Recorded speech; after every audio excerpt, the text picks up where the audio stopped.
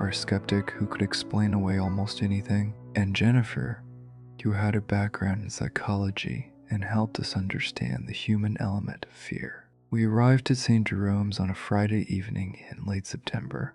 The building stood at the end of a long gravel road, surrounded by overgrown fields and dense forest.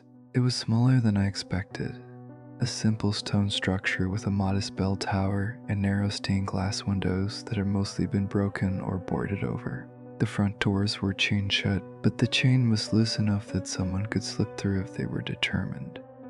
The sun was setting as we unloaded our equipment. The building looked sad more than scary. Abandoned, forgotten, paint peeling from the wooden trim, weeds growing through cracks in the foundation. The cross on the roof tilted at an angle like it was trying to fall. Doesn't look very active to me, Marcus said, setting up his EMF reader near the entrance. Most of them don't, I replied. That's kind of the point. We documented the exterior, took baseline readings, set up our cameras. Everything was normal.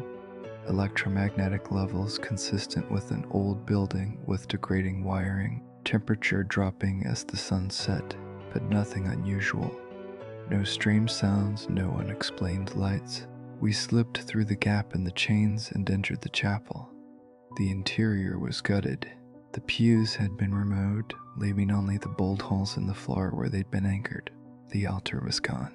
The stations of the cross had been torn from the walls, leaving pale rectangles on the stained plaster.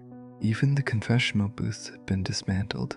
It was just an empty stone room with broken windows and a vaulted ceiling disappearing into shadow, but it didn't feel empty.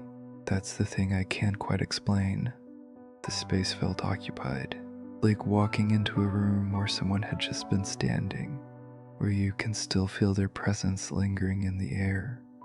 Rachel set up cameras in all four corners.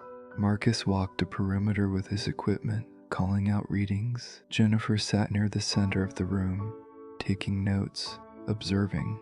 I stood near where the altar would have been and looked around, trying to feel what this space wanted us to feel.